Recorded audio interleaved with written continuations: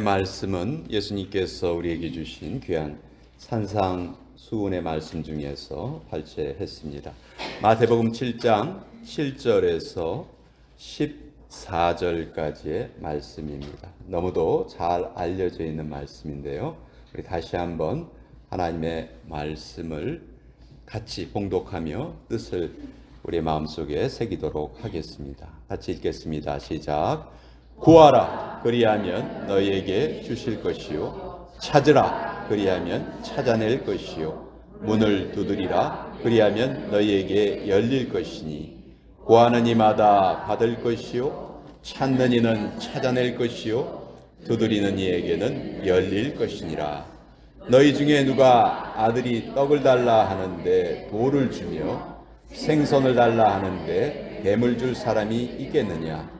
너희가 악한 자라도 좋은 것으로 자식에게 줄 알거든 하물며 하늘에 계신 너희 아버지께서 구하는 자에게 좋은 것으로 주시지 않겠느냐. 그러므로 무엇이든지 남에게 대접을 받고자 하는 대로 너희도 남을 대접하라. 이것이 율법이요 선지자니라. 좁은 문으로 들어가라. 멸망으로 인도하는 문은 크고 그 길이 넓어 그리로 들어가는 자가 많고 생명으로 인도하는 문은 좁고 길이 협착하여 찾는 이가 적음이라. 하나님의 말씀입니다. 아멘. 잠깐 기도하겠습니다. 주님, 오늘도 말씀이 선포되는 자리에 우리가 모여 있습니다. 무에서 유를 창조하신 하나님의 말씀을 우리가 이 시간 받습니다. 성령께서 우리를 깨워주시지 않으시면 우리는 우둔합니다. 말씀을 들어도 이해하지 못합니다. 성령님, 이 시간 우리의 속사람을 활짝 깨어있게 하여 주시옵소서. 예수님의 이름으로 기도합니다. 아멘. 자, 오늘 설교의 제목은 황금률이라는 제목으로 제가 말씀을 전하는데요. 남에게 대접을 받고자 하는 대로 너희도 남을 대접하여라. 우리가 이 말씀을 황금률이다 이렇게 부르죠. 예수님께서는 이 말씀이 얼마나 중요한지 이 말씀을 가르쳐서 율법이요 선지자다 이렇게 부르셨어요. 여러분, 율법과 선지자란 말은 구약 성경 전체를 대표해서 부른 말이거든요. 구약 성경에 보면 율법서가 있고 선지서가 있잖아요. 그래서 율법과 선지하면 구약 성경 전체를 말하는 거예요. 그러니까 예수님께서 하신 말씀은 이겁니다. 구약 성경에 수없이 많은 성경 구절이 있는데 그 성경 구절 중에서 가장 중요한 한 구절을 선택해라 라고 말하면, 물론 모든 말씀이 다 중요하겠지만요, 가장 중요한 말씀 하나를 선택하라고 하면 바로 이 구절이다. 그렇게 예수님께서 말씀하시는 거예요. 사실 황금률이라는 표현은 성경에는 나오지 않는 표현이에요. 근데 우리 여러분, 황금이 뭘 뜻하는지 아시죠?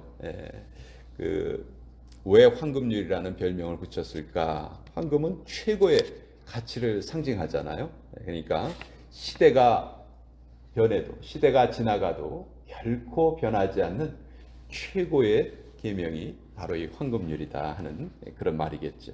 사실 이 황금률이라는 별명이 붙은 데에는 약간 전설 같은 이야기가 있는데요. 로마의 24번째 황제 세베루스 황제라는 분이 이 말씀을 너무너무 소중하게 여겼다는 거예요. 그래서 자기가 일하는 집무실에 이 말씀을 황금으로 이렇게 새겨놨다는 거예요. 그래서 그때서부터 황금률이다 하는 그런 별명이 붙게 되었다고도 합니다. 자, 이 황금률은 크게 두 가지로 우리 생각해 볼 수 있어요. 첫째는 소극적인 면이 있고 두 번째는 적극적인 면이 있는데요. 소극적인 면은 이거예요. 내가 원하지 않는 것을 남에게도 시키지 않는 거예요. 내가 설거지하는 게 싫어요. 그러면 다른 사람에게도 설거지하는 거 시켜서는 안 된다는 말이겠죠. 두 번째는 적극적인 면이에요. 내가 원하는 것을 타인에게 그대로 해주는 거예요. 누가 좀 설거지를 해줬으면 하고 내가 바래요. 그러면 그걸 바라기 전에 내가 먼저 다른 사람의 설거지를 해주면 된다는 것이죠. 잘 생각해 보세요. 우리가 이 교훈을 우리의 삶에 잘 실천하고 적용하고 산다 한번 생각을 해보세요. 정말 부모와 자식 사이, 부부 사이, 우리 교회 성도들의 사이, 직장에서 일하는 그런 직장 동료와의 사이가 아마 가장 좋은 관계가 되지 않을까 저는 그렇게 상상을 해봅니다. 자, 근데 이 황금률은 사실 우리를 조금 부담스럽게 하는 건 사실이에요. 우리가 이 구절을 읽을 때마다 타인을 위한 희생 정신이 있어야 되는구나. 내가 타인을 위해서 먼저 양보해야 되는구나. 타인을 위해서 타인을 먼저 생각하는 그런 이타심이 나에게 필요하구나. 이런 것을 우리가 연관지어서 생각을 해요. 근데 내 마음속에 그것이 항상 퐁퐁 솟아나면 참 좋겠는데 그러지 않을 때도 분명히 있단 말이죠. 그러니까 이 말씀이 좀 부담스럽게 느껴지는데 우리가 이 말씀이 이렇게 부담스럽게 느껴지는 것이 아주 큰 오해다 하는 것을 오늘 제 설교에서 여러분과 말씀을 나누려고 해요. 오늘 제 설교의 주제는 바로 이거예요. 황금률은 결코 우리를 부담스럽게 만드는 계명이 아니다 하는 겁니다. 만약 이게 그런 뜻의 말이라면요, 이 구절과 이 세상에서 말하는 도덕과는 별 차이가 없습니다. 물론 성경에 나와 있는 내용 중에서 세상의 도덕과 이렇게 일맥상통하는 게 분명히 있기는 해요. 그렇지만 굳이 세상 사람들도 다 잘 알고 있는 이타심이나 희생이나 양보나 이런 것을 굳이 황금률이라는 별명까지 붙여서 부르면서 이렇게 소중하게 생각할 필요가 없다는 거예요. 각 종교마다 이 구절과 비슷한 교훈들이 다 있어요. 이슬람교에서는요, 나를 위하는 만큼 다른 사람을 위하지 않으면 그 사람은 신앙인이 아니다. 이렇게 말을 해요. 불교에서는 나에게 해로운 것으로 타인에게 상처를 주지 말아라. 이렇게 가르칩니다. 힌두교에서도요, 나에게 고통스러운 것을 다른 사람에게 강요하지 말아라. 이런 가르침이 다 있어요. 각 종교마다 이런 가르침이 다 있다고요. 그러면 예수님께서 하신 이 말씀은 그냥 표현만 다를 뿐이지 똑같은 뜻을 가진 그런 말이냐? 이제 우리가 그것이 제가 여러분과 함께 나눠보려는 생각이에요. 그것이 제가 제기하는 질문입니다. 자, 오늘 이 황금률을 이해하는 가장 중요한 단어가 저는 7장 12절 맨 앞에 있는 단어라고 생각을 해요. 우리 7장 12절에 보면은 이렇게 써 있죠. 무엇이든지 남에게 대접을 받고자 하는 대로 너희도 남을 대접하라. 그런데 이 말씀 이전에 한 단어가 딱 자리를 잡고 있어요. 그 단어가 뭐예요? 그러므로 남에게 대접을 받고자 하는 대로 너도 남을 대접하여라. 그러므로라는 말이 앞에 있단 말이에요. 그러므로. 자, 이 그러므로란 말은 우리가 어느 경우에 써요? 앞에 있는 내용과 뒤에 있는 내용이 서로 연결될 때 이러이러하니까 그러므로 이렇다. 그때 그러므로란 말을 쓰죠. 그러니까 이 12절에 있는 이 황금률은 앞에 7절부터 11절까지 있는 내용과 연결되어 있다는 뜻이에요. 근데 7절부터 11절까지 있는 내용은 우리가 너무도 잘 아는 내용이에요. 구하라, 찾으라, 두드리라. 그러면 하나님께서 구하는 자에게 주실 것이고 두드리는 자가 찾을 것이고 찾는 자가 또 찾을 것이고 하나님이 은혜를 베풀어 주실 것이다. 그러니까 앞부분은 이 기도에 대한 교훈이라고 할 수 있겠죠. 자, 그 기도에 대한 교훈을 주시고 그러므로 하고 이제 황금률을 주신 거예요. 그러니까 앞의 내용은 이런 거예요. 자, 우리가 구하고 찾고 두드리면 하나님께서 가장 좋은 것을 우리에게 주신다 하는 그런 말씀이에요. 자, 그러므로 12절에 그러므로 즉 하나님께 기도하여서 우리의 마음이 가장 좋은 것으로 채워졌으니까 채워진 후에 이제 네가 원하는 만큼 네가 원하는 것을 타인에게 먼저 해 주어라 이렇게 말씀하십니다. 그러면 모든 관계가 잘 풀릴 것이다. 이것이 예수님이 황금률의 계명을 주신 내용이에요. 그러니까 오늘 설교의 핵심은 이거예요. 이 황금률은 이 세상 사람들이 말하는 그런 일반적인 도덕이 아니라는 거예요. 타인을 먼저 잘 위해야 돼. 희생해야 돼. 양보하는 마음을 가져야 돼. 이런 것을 강조하는 내용이 아니고요.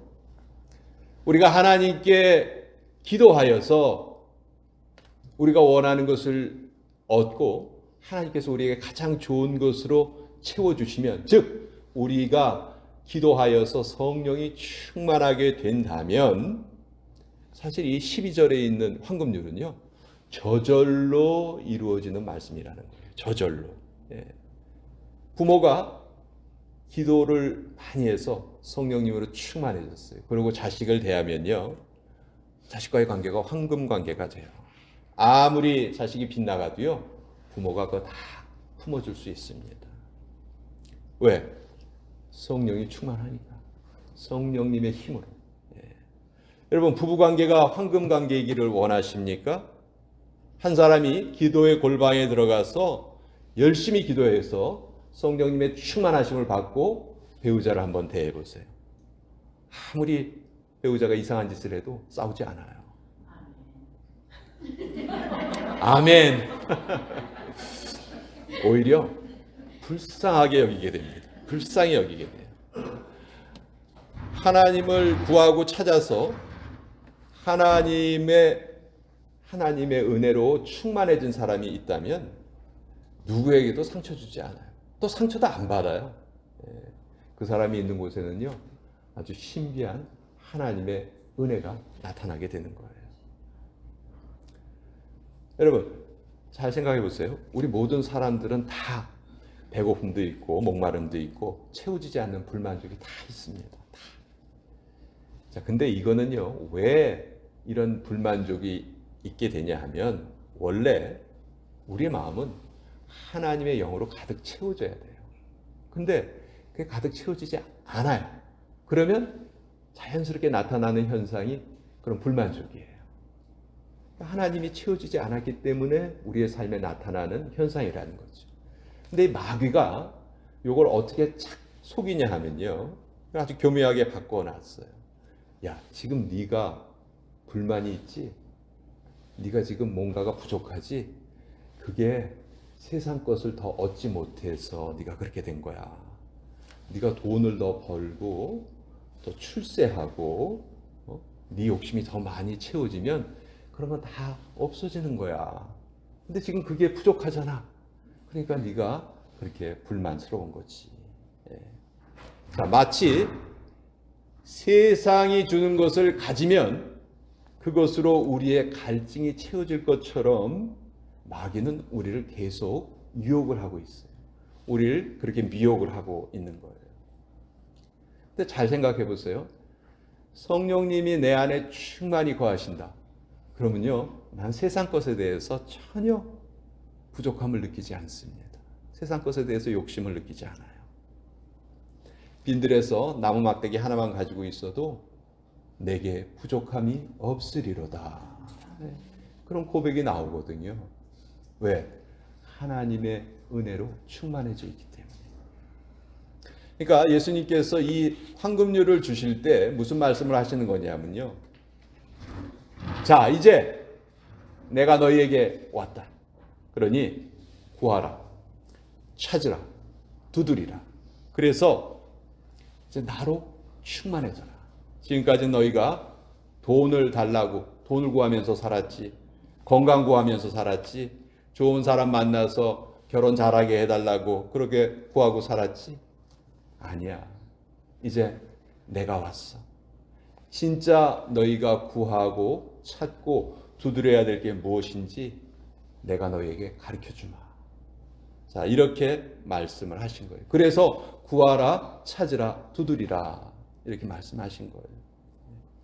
자, 그래서 너희가 내가 주는 것으로 충만하게 되면, 즉 너희가 배부른 상태에서 만족한 상태에서 타인을 만나게 되면 그때 그들과의 관계는 황금 관계가 된다. 가장 아름답고 이상적인 관계가 된다. 너는 다 이해할 수 있을 것이고 다 품어줄 수 있을 것이고 다 사랑할 수 있을 것이고 그 사람을 불쌍히 여길 수 있게 돼. 그래서 자식과의 관계, 부부관계, 교우들과의 관계, 그 어느 관계에서도 나는 늘 푸근하고 정이 있고 따뜻한 사람이 될 수 있는 것이지. 근데 만약 내가 성령님으로 채워지지 않았어요. 그 상태에서 내가 자녀를 만나고 부부를 만나고 내 교회의 성도들을 만나고 친구를 만나고 그러면요, 그때는 정말 만인이 만인에 대한 투쟁. 여러분 그런 말 들어보셨어요? 만인이 만인에 대한 투쟁. 그 진화론 주장하는 사람들이 적자생존이다. 강한 자만 살아남는다. 누구든지 내 옆에 있는 사람들은 다 나의 적이다. 그렇게 우리를 미혹하고 잘못된 길로 이끌어간 거예요. 아직도 내가 타인을 통해서 누군가를 통해서 나의 빈속을 채우려고 한다면 그건 아직도 내가 하나님과의 관계에서 온전히 하나님께 받을 것을 내가 다 받지 못한 거예요. 그렇기 때문에 타인에게 구하려고 하는 거죠. 근데 타인에게 아무리 구하려고 해도 그것은 타인에게 또 구해지지도 않아요. 그러니까 먼저 하나님의 은혜로 먼저 채워져라 하는 것이 이 황금률의 가장 중요한 뜻입니다. 자, 근데 여기 이제 우리가 이 구절을 묵상을 하면서 한 가지 더 생각해 볼 내용이 있는데 11절에 보면 우리가 구하고 찾고 두드릴 때 하나님께서 구하는 사람에게 더 좋은 것을 주시지 않겠느냐 이렇게 말씀하세요. 사실 이게 우리 신앙이 깊어지지 않은 상태에서 이 말씀을 들으면요, 이게 좀 불안해요. 아유, 내가 구하고 내가 찾고 내가 두드린 거 말고 만약 내가 좋다고 생각하는 거 말고 하나님이 좋다고 생각하시는 거를 주시면 어떡하지? 내가 구하는 것과 하나님이 주시길 원하는 것과 다르면 어떡하지? 하나님 지금 돈이 필요한데 돈을 좀 풍성히 내려주셨으면 좋겠는데 돈 말고 딴 거 주시면 어떡하지? 우리에게 이런 불안감이 있다는 거예요. 자, 우리가 구하고 찾고 두드릴 때 사실 우리는 우리의 필요를 구하고 찾고 두드리는 경우가 많아요. 근데 거기에 대해서 하나님은 무엇으로 답을 해주시냐면요, 돈을 구할 때 돈을 주시고 내 아들 합격하길 바랄 때 합격을 주시고 그렇게 내가 구하는 걸 다 주시면 좋겠는데 성경은 그렇게 말하지 않아요. 더 좋은 것을 주신대요. 더 좋은 것. 근데 그 더 좋은 것이 뭐냐? 그것이 바로 성령님이세요. 성령님. 이 구절을 누가복음에서도 똑같이 기록하고 있거든요. 누가복음에 이렇게 되어 있습니다. 너희가 악할지라도 좋은 것을 자식에게 줄 줄 알거든 하물며 너희 하늘 아버지께서 구하는 자에게 성령을 주시지 않겠느냐. 마태복음에서는 구하는 자에게 좋은 것을 주시지 않겠느냐. 근데 이걸 누가복음에서는 구하는 자에게 성령을 주시지 않겠느냐. 그러니까 이 좋은 것이 바로 뭐예요? 성령님이시라는 걸 우리가 깨닫게 됐죠. 그러니까 우리가 구하는 것 그 자체가 채워졌을 때 우리는 기쁘긴 하겠지만 일순간이에요. 아주 잠시 동안 그것 때문에 기뻐요. 근데 그 다음 날만 되면 또 부족한 게 또 생겨요. 또 불만족이 생겨요. 그러니까 이런 것은 채워지는 것이라고 말할 수가 없어요. 오직 하나님이 하나님의 영으로 우리를 채워주실 때만 우리에게는 만족함이 생기는 거예요. 우리에게는 다른 모든 것이 다 채워지는 것이죠. 그래서 그때서부터는 우리가 타인을 볼 때 나의 필요를 채워주는 자로 보지 않아요. 이미 하나님으로 다 채워져 있기 때문에 오히려 타인을 볼 때 내가 가진 것을 나누어 주고 싶은 사람이 되는 거예요. 그렇죠? 내가 그런 사람으로 살아간다면 내 주변에는 늘 사람들이 모여요. 내 주변에는 늘 사람들이 나와 교제를 나누고 싶어 합니다. 왜? 내가 풍성한 자이니까. 자, 이걸 우리 가정에서 한번 적용을 해 봅시다. 아내나 남편이 하나님이 주시는 성령으로 충만해졌어요. 그러면 더 이상 다른 것을 배우자한테 구할 필요 있어요? 이미 내가 다 채워졌는데 내 아내가 뭘 잘못한다고 그 불평할 이유가 있냐는 거죠. 내 남편이 뭐가 부족하다고 내 남편 불평할 이유가 있느냐 이거예요.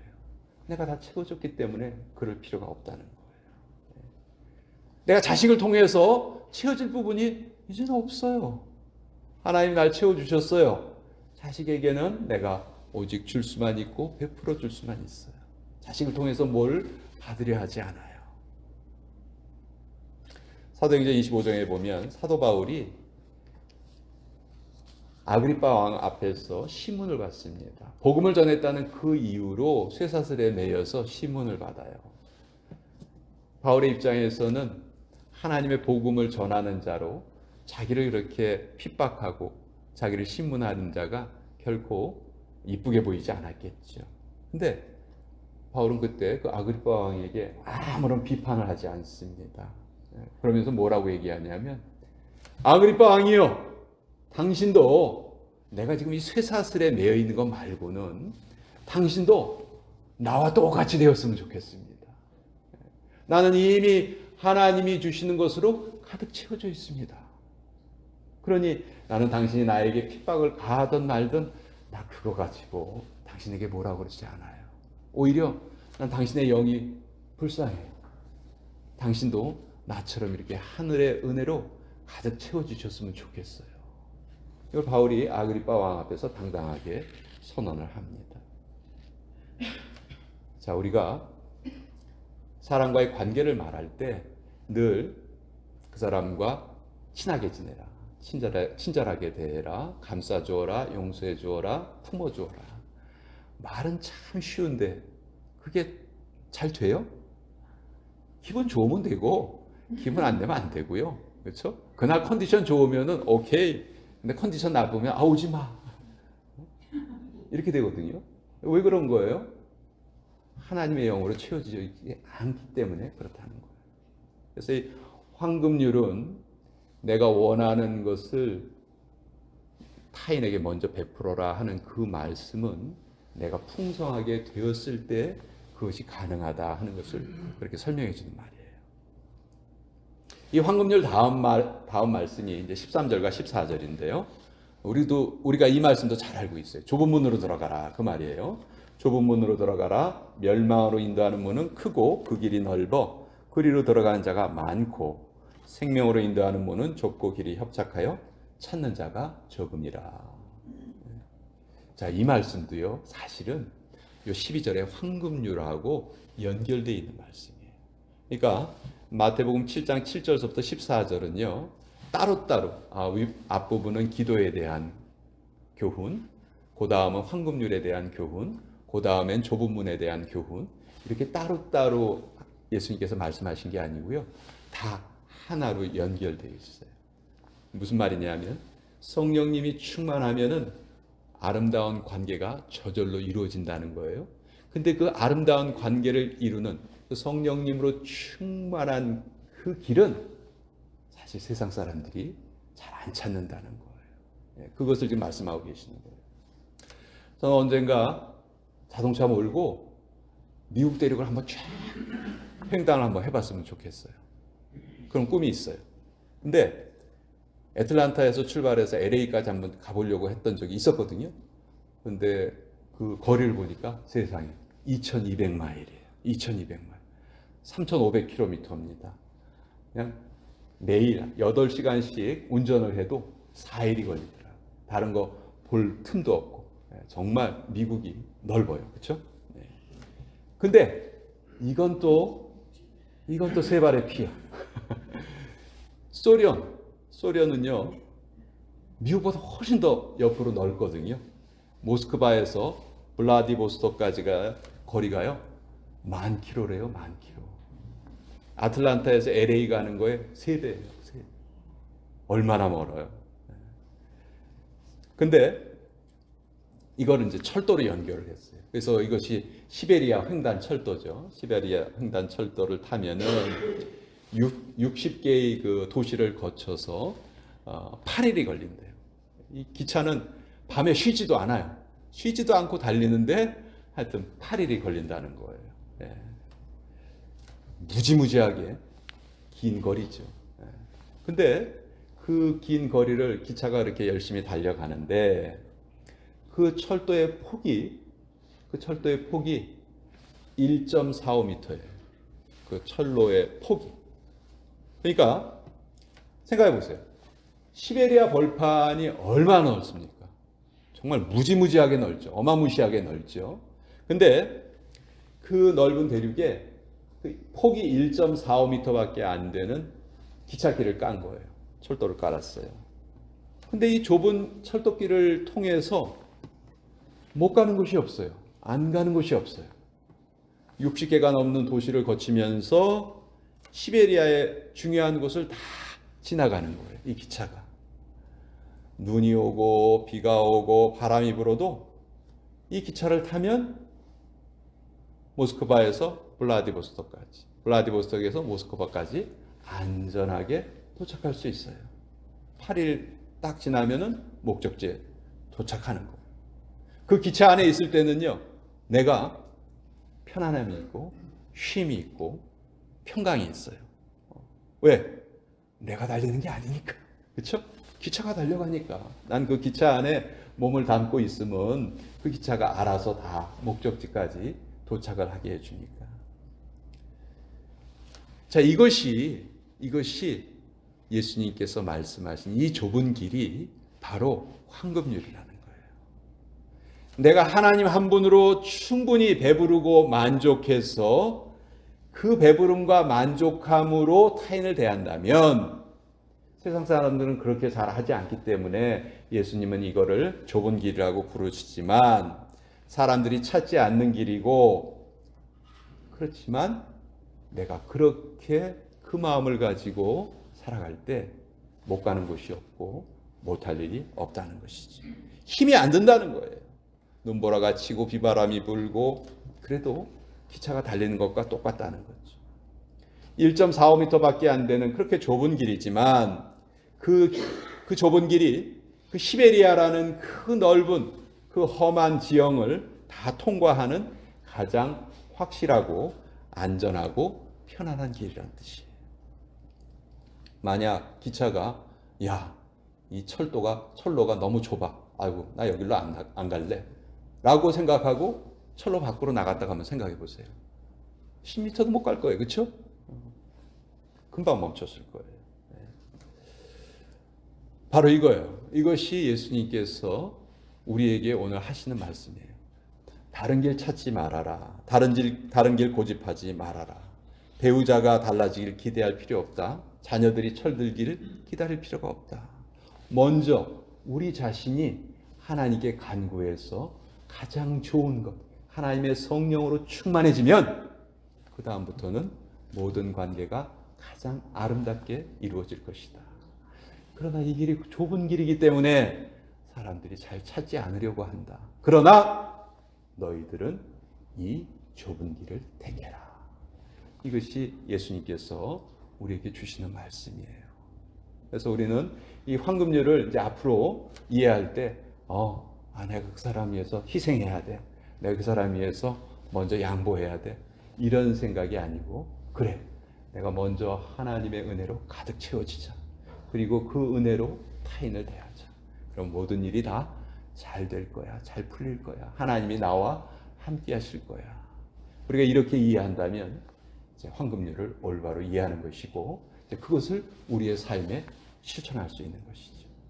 오늘 이 말씀이 저와 여러분의 앞으로의 삶을, 또 앞으로의 삶의 이정표가 되는 그런 귀한 말씀 되시기를 축원드립니다. 기도하겠습니다. 아버지, 타인을 나처럼 소중하게 대하려면 우리 인간의 도덕심으로 되는 것이 아니고 먼저 하나님의 은혜로 우리가 채워져야 함을 깨닫게 됩니다.